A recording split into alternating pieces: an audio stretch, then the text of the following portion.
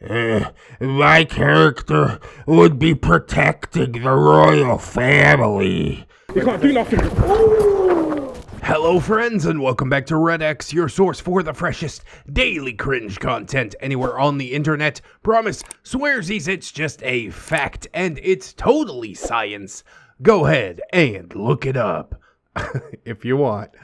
Oh, today we are diving back into r/Tales of Neckbeards, starting off a new saga from user Tiny Hairy Potato, which is just a beautiful username, I gotta say.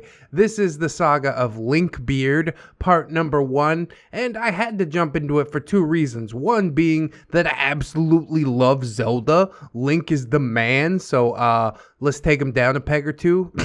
You know what I'm saying?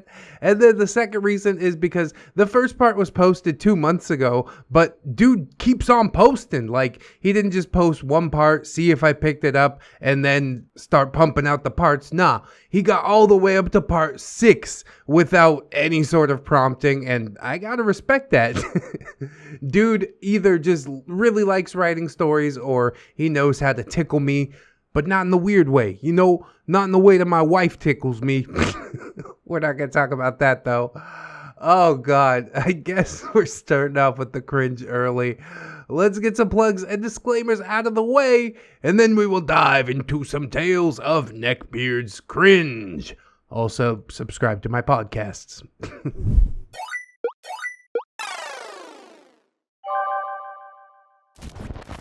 The Legend of Linkbeard, Part 1. The quest begins. It's dangerous to go alone. Take this. Here, take this. What's in here? Greetings, everyone. Long-time lurker, first-time poster. Hello, Tiny Hairy Potato. So glad to have you with us. After listening for a while, I thought I would grace you all with my interactions with the one, the only Linkbeard. Now, this is not only a Neckbeard story, this is also a D&D horror story, and I know some people been looking for that on the channel, so we're glad to bring in some RPG horror story stuff as well. You gotta love that big combo wombo. Anyways, some relevant background about me. I'm a mid-20s female. Tiny Hairy Potato is a female? I didn't expect it, but okay. Nerdy, horror buff, knower of random trivia facts, overweight, and I have some hormonal problem that makes me grow facial hair. Maybe that's PCOS? That's pretty common. More common than you think. I'm also an ace bisexual. I like boys and girls, but I'm not interested in sex at all. So this legend of neckbeardery happened in the mythical land of Australia, back in the before times, before lockdowns and plagues happened around the world. Yeah, I don't remember that at all. I, a humble potato, was hanging out with one of my mates playing Smash after going shopping for, stuff.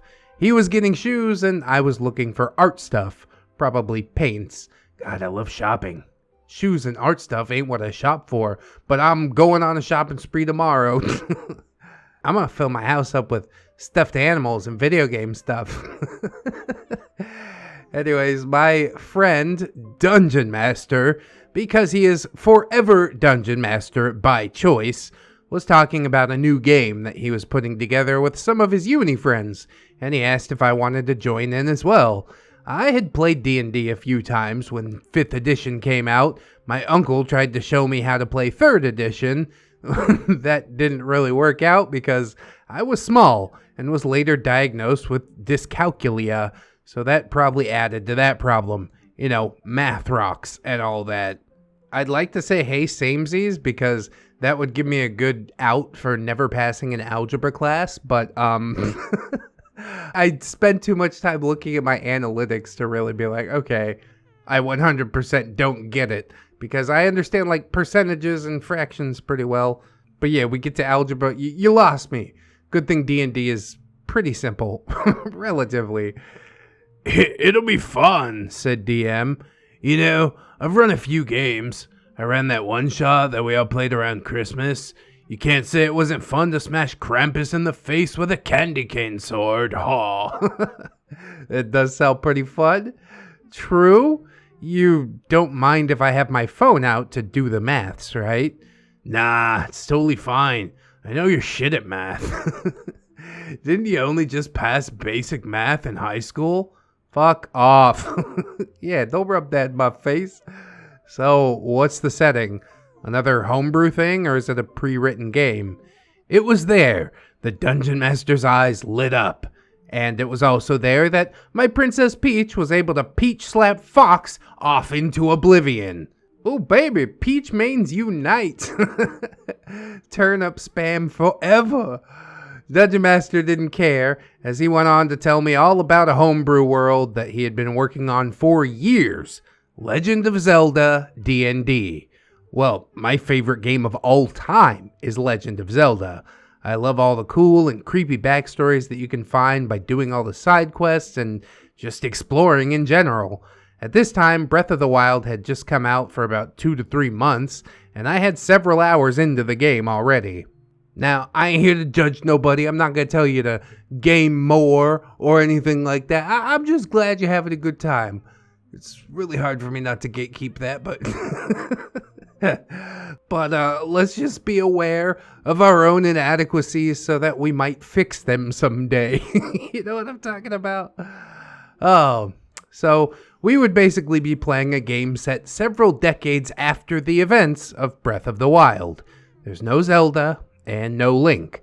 So our group would be tasked with setting out to save Hyrule in the absence of the princess and the hero, which I thought was pretty awesome. Lots of cool stuff happened in Hyrule without those guys hanging around. Like in Ocarina of Time, there's the story of the 7 sages, and that's a pretty cool concept. Okay, I'm in. How far are you away from getting this up and running? I asked. So for the rest of the afternoon, I spent time with Dungeon Master going over all the character sheets that he had made. He had homebrewed the main races from Breath of the Wild: Hylian, Zora, Goron, Gerudo, and Rito. It was amazing how much effort he had put into it, and it really made me happy to see how excited he was. He was happy with me making any character.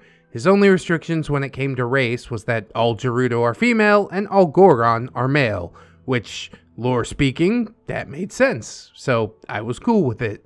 Yeah, we're playing a Goron paladin, for show. I ended up making a Gerudo fighter. My DM then told me the time when we would meet up at his place for the game, which was in about a week. He said some of his friends from uni and work were going to join, and I was cool with that as well. Man, I don't know about that, OP. I'm not so down to sit down and play D&D with a bunch of randos. I gotta be with people that I trust, which is probably why I don't play D&D as much as I could. But at least when I do sit down to play a game, I know we're all in, like, the same headspace, you know? It's kind of hard to meld everybody together if you don't really know each other outside the game. My experience anyways. So that's the setup. Now let's get into the meat of this story of D&D neckbeardery. Here's the cast, named after their D&D characters, except the Neckbeard, because, yeah, fuck that guy. The cast coming a little bit late, but no judgment on that. DM, way too patient and forgiving. Potato, that's me, playing a Gerudo fighter. My mother was a jeweler, and my aunt taught me how to fight, as she was part of the town guards in Gerudo Town. Gerudo Town. Come on, you gotta come up with a name for it. Ludo was a Zora cleric, apprentice to a much more powerful Zora sage, mostly a pacifist, and the voice of logic in the group. He has played cleric characters before, and he's really good at getting us to see reason without talking down to us or sounding condescending. Akira, a Hylian artificer from the Sheikah tribe, deliberately played a lone wolf kind of character, but is literally just a Hylian teenager going through his rebellious teenage phase. He's out in the world trying to discover himself and his place in the world. I mean, throw in some dead parents and that guy's giving me some serious that guy vibes. But I guess I won't judge too quickly. I'll see how it goes. Ori was a Goron barbarian. Yes, a gentle giant that set out to find more tasty rocks to eat and to trade gems. He is Nina's boyfriend, and Nina is a Rito druid. She was going to explore all of Hyrule and document all manner of animals and plants beyond the region that was Rito territory. Also girlfriend to Ori. Well, that's good. I'm glad that's a two-way street. Might have been worried otherwise. And of course, we've got our neckbeard, Linkbeard, a Hylian ranger fighter multi-class, and yes, the neckbeard of the story. His family was killed by Yiga clan assassins when he was a baby. There's the that guy vibes. God damn it. It was only by chance that a passerby saved his life. Became a knight in Castletown to protect Hyrule, dedicated to the goddess Hylia. He will die for her. Simps hard for Zelda since she's basically a Hylia incarnate. Probably has a hard-on for her. Thank God he's sitting down at the table. I got to DM's place with a shopping bag full of snacks to share and a 1-liter bottle of Coke. Gotta be a good house guest after all. DM quickly introduced me to Ori and Nina. Ori was a pretty bulky dude, like the guy was ripped.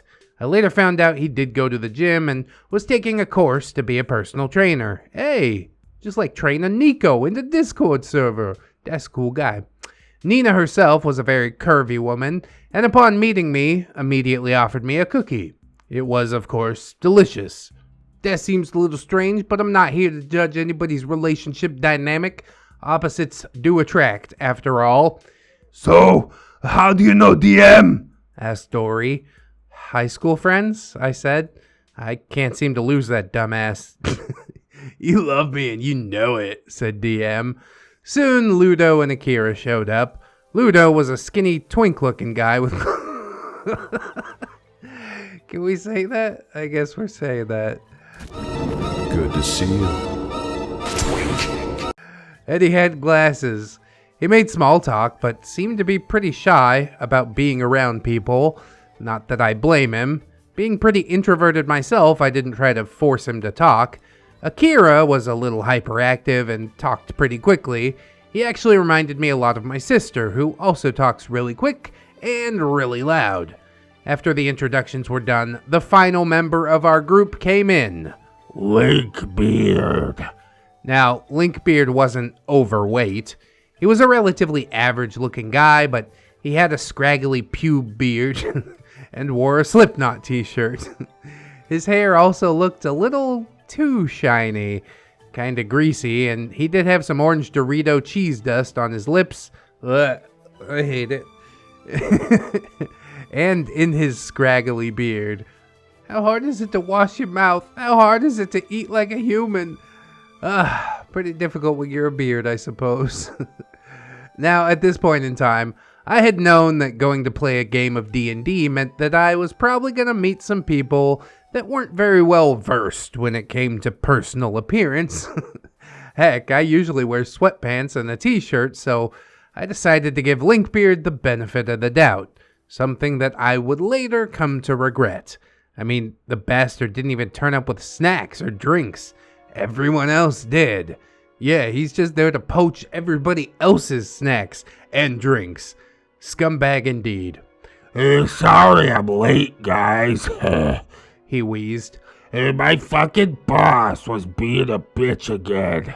Nah, it's cool, said DM. All bosses are bastards anyways, am I right?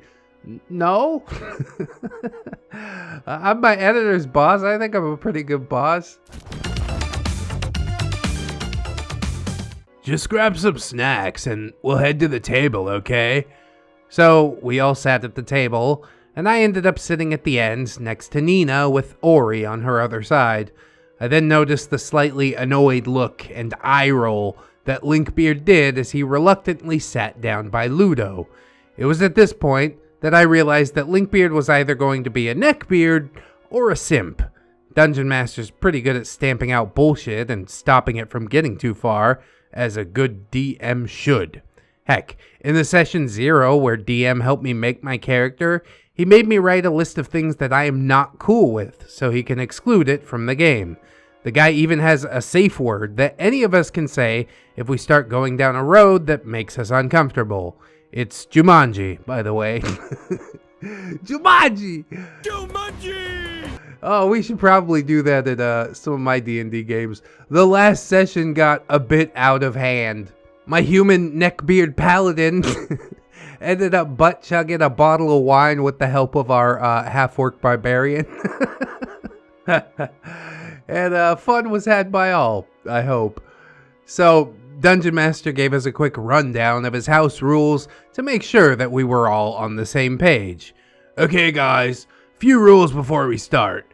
No graphic sex, like fade to black only. No rape, no pedophilia, and no animal fucking. Akira. Uh-oh, that's not good. Akira rolled his eyes while laughing. I make one joke where the punchline is horse dick. Once. Whoa. I assume that it might have been a My Little Pony thing. Yeah, that still doesn't excuse that. Don't do that. I guess Akira's kind of a weird guy. I probably shouldn't have given him the John Travolta voice, but we could shift it into a neckbeard voice if the need arises. So, we got started, and the setup was pretty good. We didn't meet in a tavern, but during a made-up holiday dedicated to the goddess Hylia. People from all over Hyrule came to Castle Town to celebrate. The DM was even cool enough to set up some carnival games for us to play to make sure that we were used to all of the mechanics. Ori was a D&D virgin after all. Oh, look at that boy popping his cherry. I'm so proud of him. The DM sets us up, and we all start to roleplay a little, meeting each other, and it's generally a good time. Ludo walked into Ori, who just finished one of those strongman hammer and bell games. Nina found the broody Akira, who then ran into me to try and get away from the over-inquisitive Rito, and then the problem started. As you two bump into each other, a town guard happens to see this happening, said the DM. We were all expecting Linkbeard to introduce himself, walk up and maybe ask Akira if he was trying to rob me or something, but he didn't. He just stayed quiet. Linkbeard, that's your cue. No, it's not. No, the first rule of D&D is yes and, said Linkbeard in a gravelly kind of voice. What do you mean it's not your cue? Asked DM. I just gave you an opening to introduce yourself to the rest of the party. No, my character wouldn't be out in the town. Then where would he be? Asked DM. And, oh boy, I had a feeling I knew where this was going, and I was riveted. This was going to be a ride. My character would be protecting the royal family, said Linkbeard. Oh, you mean kind of like a guard. You can't do nothing. DM just looked at Linkbeard with a deadpan expression. Linkbeard, you're only a level 1 fighter. You're also just a town guard. Probably only been on the job for like a year tops. No one would make a level 1 fighter a royal guard. That's just stupid. Oh boy, buckle your seatbelts. A ride it shall be. Linkbeard looked indignant. What about my backstory? I have to. We talked about this when we were making your character, said Dungeon Master calmly. Everyone is starting at level 1. You can aspire to be a royal guard, but you are not a royal guard. You're just a guard. Okay. Fine, grumbled Linkbeard. Thankfully, after that little hiccup, most of the session went pretty smoothly. Linkbeard met up with Akira, Nina, and I, and then because of some slapstick shenanigans, Nina ended up slapping Ludo with her wing, and the group met up with Ludo and Ori. It was good. We got some good character moments. Akira attempted to be all dark and moody. But Nina had pretty much adopted his character as her son already. It was hilarious. Throughout the roleplay, I noticed that Linkbeard seemed to be a little moody, possibly because he was not allowed to pretend to be a royal guard. I mean, you want your character to be what you want your character to be. I can kind of see where Linkbeard's coming from. The one that I'm really side-eyeing at the moment is Akira. What is this dude gonna do?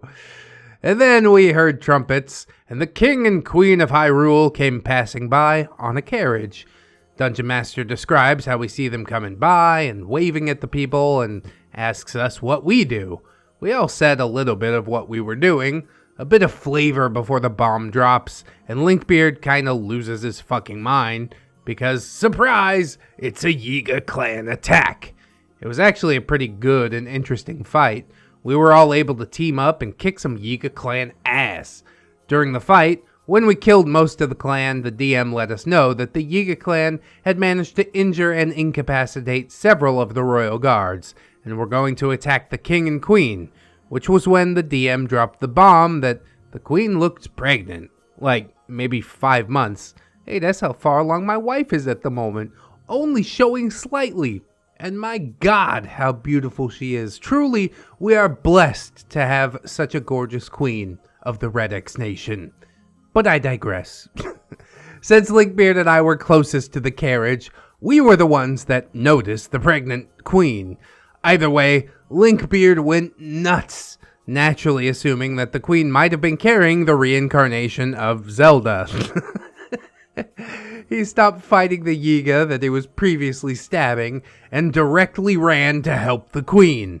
My character called out to the rest of the party that the queen was pregnant, and I immediately ran after Linkbeard and the rest of the royal entourage. Yeah, this is falling apart pretty quick, isn't it? The king and queen are getting cornered by some Yiga, and it looks like they're going to try and kill the queen. Linkbeard was obsessed with protecting the queen, which, yeah, it was all fine and dandy, but he used his bonus action to tell the queen that he would protect Milady. The motherfucker actually said Milady, which is rare, but it does happen, especially to imaginary girls. At least the queen won't be offended. If any Milady is to be Milady, this is probably a queen, right? So, we do end up saving the royal family. All good, right? Wrong!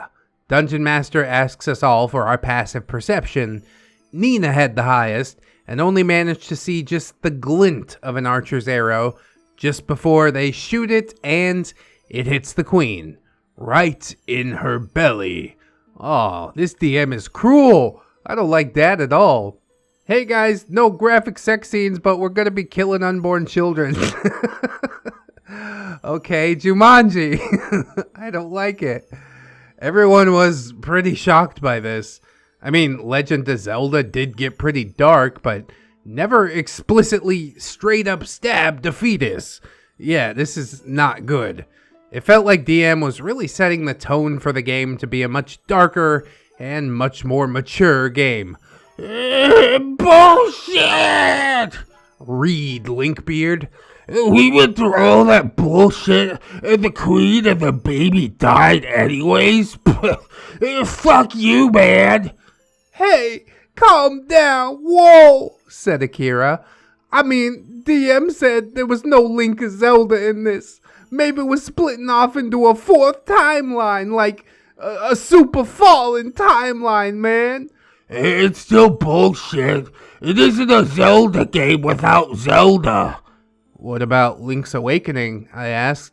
Majora's Mask? No Zelda in either of those. Still pretty cool Legend of Zelda games. Linkbeard actually went red with anger. It was comical. Zelda was 100% this guy's waifu. And holy shit, this dumbass could not handle the fact that said waifu just got yeeted via arrow. I was convinced that Linkbeard might try and find a way to resurrect Zelda. Yeah, resurrect that fetus. That would have been fucking hilarious. I honestly live for this kind of chaos. Dungeon Master just took a sip of his drink. Come on, guys. Trust me. I gotta give you guys the main quest before I let you do all your own shit. So, Linkbeard calmed down a little and ate a cookie. As it turns out, the queen wasn't pregnant at all. Oh, wow. That's a load off my mind. I suddenly like the DM just a little bit more. She was just wearing a sandbag to make her look pregnant because this woman was not the queen. The real queen had a premonition many years ago about the Yiga clan coming to kill her and her unborn child, as told to her by Princess Hylia, alluding to the fact that there might actually be a Princess Zelda out there. We were also told that the king and queen had made a plan.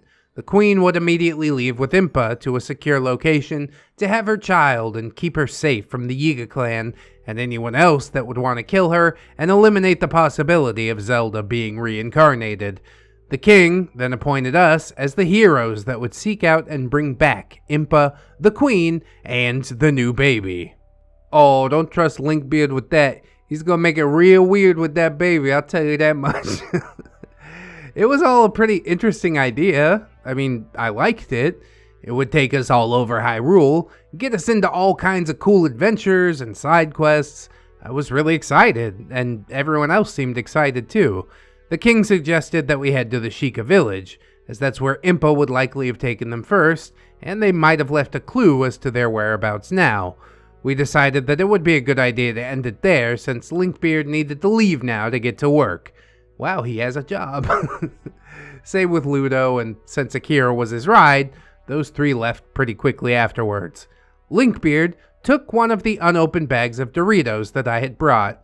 What a dick move. That is so outside the line. Did he like ninja sneak it, or did you just not say anything? Because I would have called that out instantly. Like, bro, I paid for that. You give me, what is it, like $5 or $6? I ain't having you walk away with my money. Fuck you. After they were gone, Dungeon Master asked Nina, Ori, and I what we thought of the session. We gave him feedback, and Nina lightly slapped his arm. So that's what you meant when you were talking about a sandbag? I didn't think you'd pull that in the first session. Dungeon Master laughed and grinned like the biggest dork. Yeah, thought I'd quickly get that out of the way. Promise that there won't be anything else like that. What did you think, Potato? I kinda shrugged. You know me, I would have been fine with a bit of blood and gore. Might want to keep an eye on Linkbeard though. He's giving off a bit of a neckbeardy vibe. Kinda weird that he's so obsessed with Zelda. I mean, yeah, she's cute, I guess, but maybe you should figure out if he wants to fuck Toon or Child Zelda, or the older teenage versions. I don't think we need to go down that rabbit hole, OP. Honestly, let's just assume the best until we find out the worst. You know what I'm saying? I don't want to put any pressure on that. Ugh. I mean, it's still not cool if he wants to fuck Teen Zelda, but, you know, better than something that looks like a child. Ori agreed with me. Yeah, kinda weird. Where did you meet him, dude? In the chopper? Oh, I met him on campus, said DM. He seemed like he needed a friend, so we talked a bit, and he seems pretty cool, so I thought, why not? Pretty cool, huh? Yeah, I don't know about that, Chief. I mean, Akira and Ludo seem to be okay with him, so let's just give him a chance, okay? I agreed because I'm an idiot, and I trusted Dungeon Master to make good friends. I mean, he usually does, but not this time. Not this fucking time. Anyway, hope you enjoyed part 1 of this saga. I'll admit, it wasn't as bad as other beard stories, but believe me, it gets worse. Much, much worse. I'll post more when I have time to. Until then, stay safe out there. I mean, yes, there are sus vibes coming from Linkbeard to be sure, but how is Akira just going under the radar? I guess because there's a bigger beard hanging around and Akira hasn't done anything overtly terrible. But then again, neither has Linkbeard. I mean, he's obsessed with the Queen and Princess Zelda and stuff. I still suspect he's gonna make it really weird with that baby. But Akira being all moody and edgy and stuff, I mean, that's not a vibe that I go for in my D&D games personally. But I don't know, Different strokes for different folks. If everybody's okay with it, then who am I to say poo-poo? You know what I'm saying?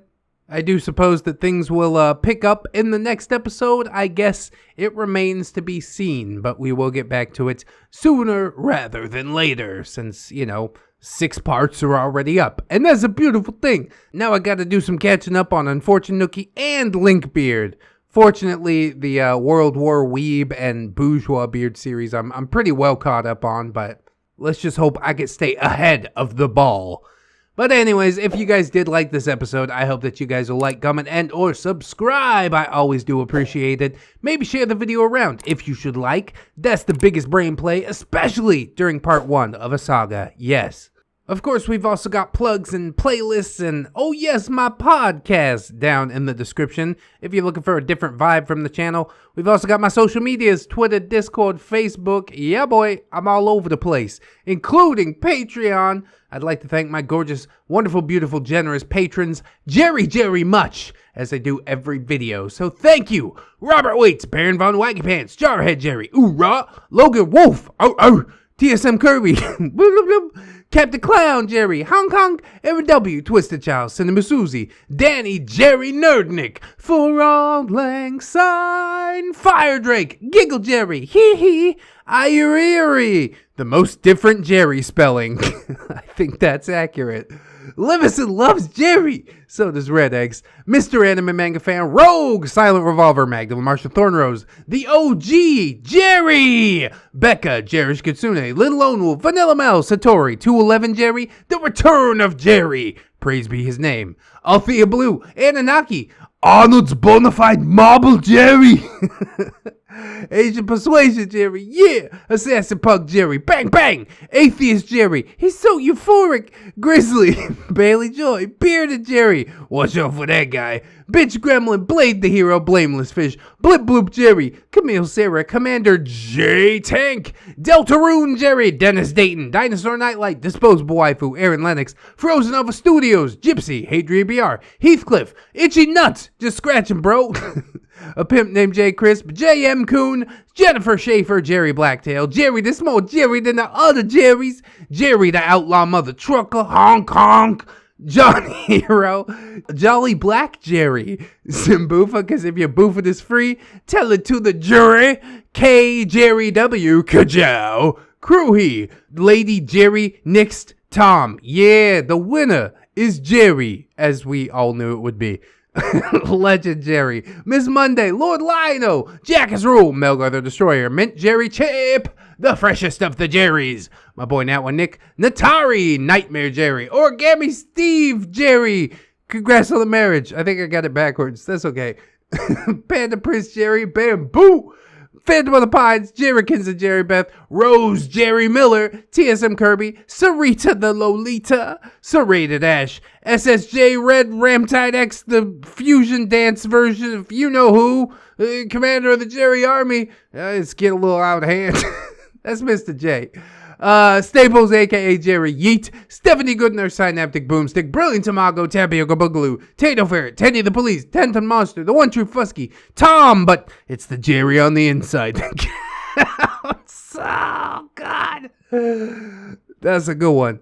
Treeberg, the Jerry Monologues, Wilmax, Comrade Mooney, Kira, you're a wizard, Jerry, Redwind, Goose Says Hawk, Naga Viper, Saints Blessing, John Indoors, a normal Jerry. Patreon doesn't allow exclamation marks in the name, such a day, exclamation mark. What? Hunter of Jerry's, Devourer of all things tasty, it is Tom, Admiral T-Tank, Alunia, Amara, Atomic Jerryzilla, AZ, Banish Knight, Barbushka's Irradiated Jam, Broken Spine Horseradish, the original different Jerry, Cake Jerry, California Jerry Girl, yeah, Canadian Lynx, Carrot Jerry, God of Veggies, Best for Your Eyes, Cha-Cha-Cha-Chia Jerry, Chris Meska, Cinnamon Buddy Dog, Corporal Admiral Lieutenant Furry Warrior Woo Jerry, Crib Titties, Cuban Jerry, the Fawn Jerry, the Foxiest Jerry, the Ever Jerry, Electrical Fennec, Ever-changing Jerry and Tom versus Beer Apocalypse, Ghost of Alpha HMT Mayor, Holy Berry Jerry, Hydra Jerry, Irish Jerry, Jerry from State Farm still gets me. Jerry was a race car driver. Jerry Alder. Jerry Bean, yum! Jerry Roxers, yay! Jerry role-playing game, Judge, Jerry, and Executioner. King Tom, Smasher of Jerry Zillas, Kitsykin, Crafty Kitty Cat, Life of a Guardian, Little Ann Woods, maybe next time, Midnight Sun, Milkfed Gimp, Miss Duchess, Not Invisible Angel, I See You, One Leg Jerry, Organic Cam, Princess Rosalie Jerry, congrats on the marriage, Ghosty Raptor out, she's my Jerry Pie, Silurian King, Snary, that's Snom Jerry, Spoonie the Rogue, Steampunk Ellie, that one Green Jerry, I remember, the Necro Jerry Con, the original Jerry, not the most different Jerry, maybe, to Infinite Jerry and beyond. Unjerry, Tom promised Jerry swears, oh no bad Jerry, Tom be a good boy, don't swear, it's just a fact, it's holy science, go look it up, and by it I mean another ReddX video. That's probably what it says at the end. I don't know for sure. And also, thank you to my $1 patrons. Beautiful, beautiful, blowing up the Patreon. We've got more arriving every day, and I could not be more grateful for it, you guys. Thank you so very much. I do hope some other people will consider signing up on the Patreon, but if you can't do it right now, don't sweat it too hard, friends. I just appreciate you coming on through, hanging out with me, and I hope that you'll come on back and hang out with me again tomorrow. In order to do so, you'll need to keep yourself safe out there, wash your hands, but also take some time out and do something that you personally enjoy today. Maybe like, watch some more ReddX videos. Do it. Do it. Always remember, friends, that you are loved, you are worthy, and you definitely deserve it. I shall see you in the next one, and until then, friends, bye-bye.